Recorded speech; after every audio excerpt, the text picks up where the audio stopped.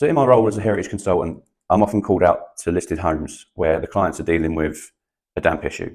They've got paint peeling off the walls, they've got a musty smell in the room, often meaning that they're not using the room. So they've bought this beautiful heritage home and they now can't use parts of it because they've got water ingress and it's causing the room to be not a nice environment to be in.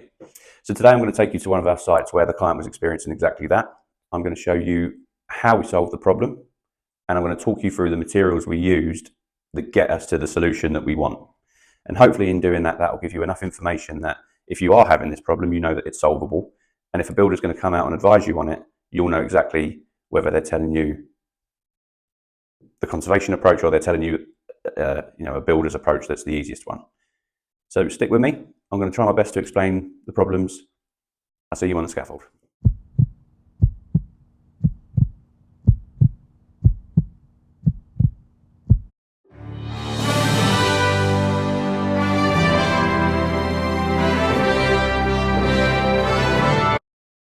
If you live in a period property or an old house, you'll be familiar with some of the images I'm now putting on the screen. So they show the symptoms of a damp issue. So you can see there's blistering plasterwork, there's effervescence, which are salts that have come through due to a saturation of the materials. Now that can be through many ways that water gets into a building. Could be a leak in the roof, leak in the gutters or the downpipes, or a problem with the outside ground levels being too high and moisture being pulled up through the building. It's not necessarily a problem that there's moisture within the fabric of the building. The problems come when that moisture cannot be transferred back out through the materials in the building. So modern cementitious materials, cement renders, gypsum plasters, don't allow the transfer of moisture without it causing damage. Also, some paints, modern paints, are the same. So when we talk about in the industry materials needing to be breathable, what we're really referring to is porosity, or the ability for moisture to transfer through a material without it causing damage. And there's a high level way of explaining that, which I think is unnecessary, but what we really need to be considering is, can the building cope with moisture within its core, within its structure, by capillary action, which is the ability for the mortars to get the moisture away. And that moisture needs to travel through the mortars, because if it doesn't, and it goes through the building units, the bricks, the stone, that's when you start to see deterioration, and that's when it's a problem. Pointing, for instance, is meant to be sacrificial. It's not a big deal to repoint a property. You don't want to end up in a position where you're rebuilding a property. So in the instance of this building, it's covered in a very, very hard cement render. So moisture cannot get outside the building.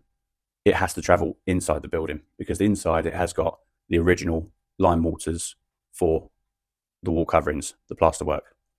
And moisture was getting in this building for many reasons. The roof on the main house needed some work.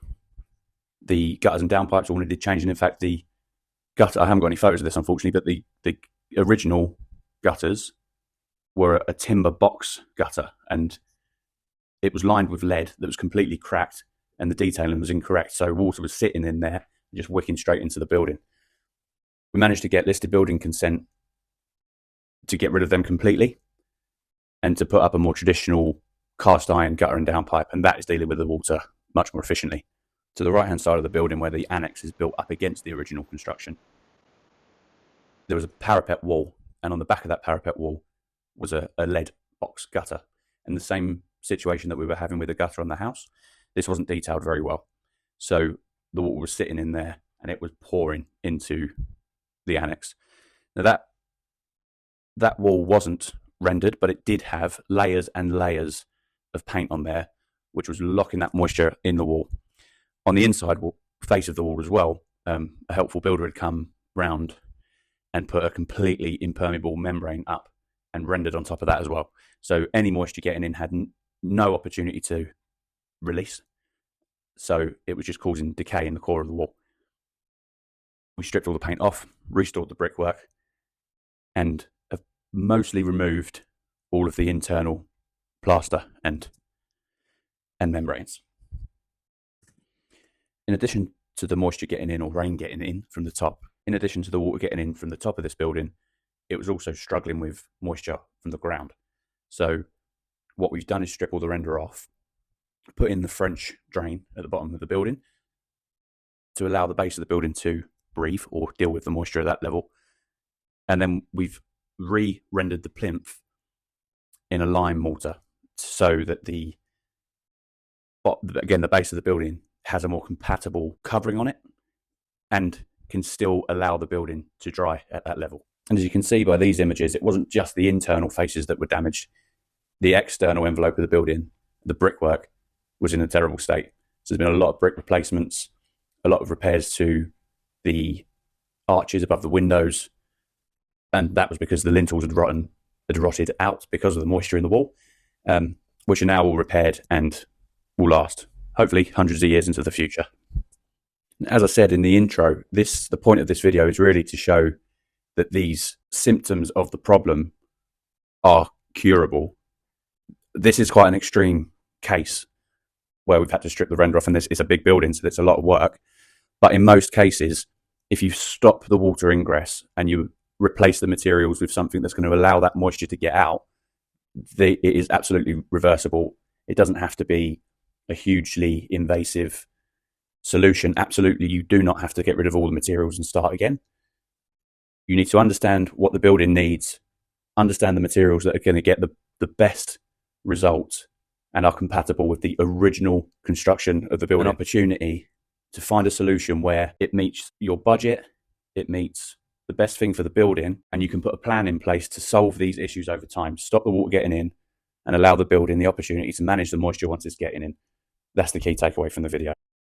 Comment, like, subscribe, all that stuff they say on YouTube, and I'll continue to try and help where and when I can.